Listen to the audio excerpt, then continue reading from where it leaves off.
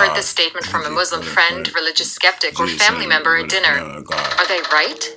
Well, kind of yes and kind of no. Let's take a few moments to unravel what Jesus really said about himself in the Bible.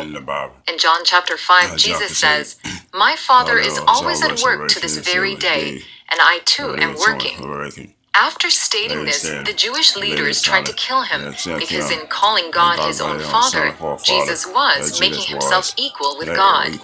He was claiming to be the unique Son of God. In the New Testament, Jesus uses the term "my Father" as a direct and unmistakable declaration of his sonship.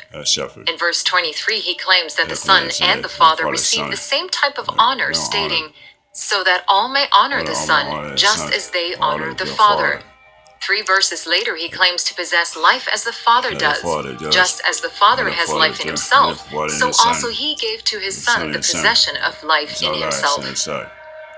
Moving to the Gospel of Matthew, in chapter 11, Jesus claims a direct relationship to God the Father, saying, "No one knows the Son except the Father, and no one knows the Father except the Son," asserting the shared knowledge he has with the Father. When in chapter 16, Peter states, "You are Christ, the Son of the living God." Jesus not only accepts the titles, but calls Peter blessed, because his declaration had been revealed to him by my Father who is in heaven.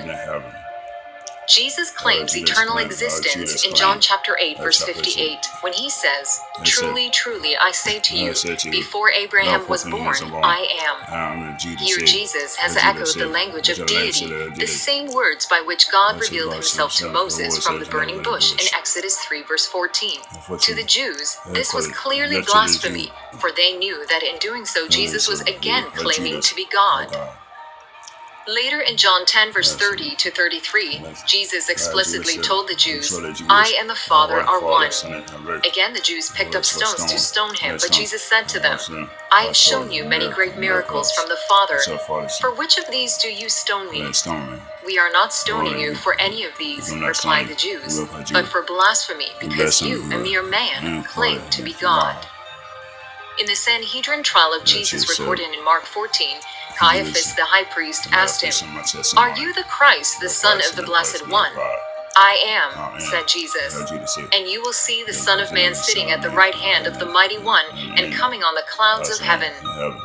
Those unfamiliar with the Old Testament writings might miss the importance of that statement, but Caiaphas and the council clearly knew that in saying he was the Son of Man who would come on the clouds of heaven, Jesus was delivering a clear reference to the Son of Man in Daniel's prophecy in Daniel 7. He was not only claiming to be the pre-existent sovereign of the universe, but also foretelling that he would prove his claim by judging the very court that was now condemning him.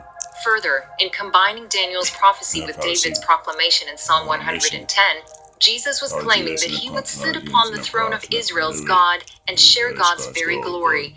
This was an unmistakable claim to deity. This was the height of blasphemy, and so they all condemned him as worthy of death, as recorded in Mark 14:64 and 65. Throughout the Gospels, Jesus also declared his deity through his claims of authority. He announced, "I am the Good Shepherd," a title the Old Testament assigned to God. He claimed to be the judge of all people, a task only God performs. He called himself the bridegroom, the role God played with Israel.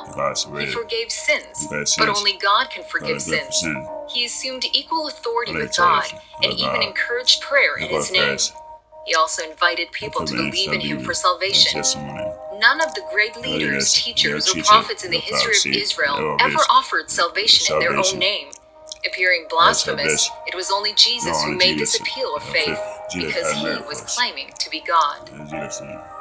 In reading through the rest of the New Testament, one can see that the title of God is certainly connected to Jesus.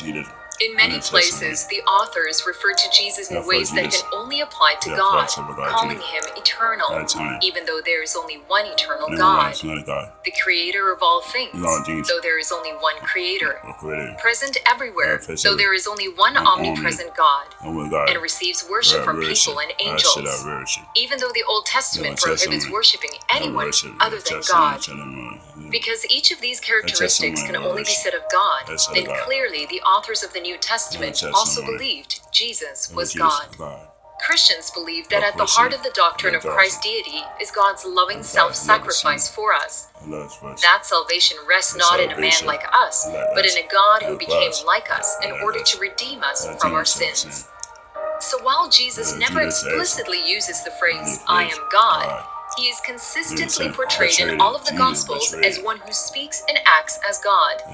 And if such is the case, then we are all faced with C.S. Lewis's famous imperative in Mere Christianity. You must make a choice.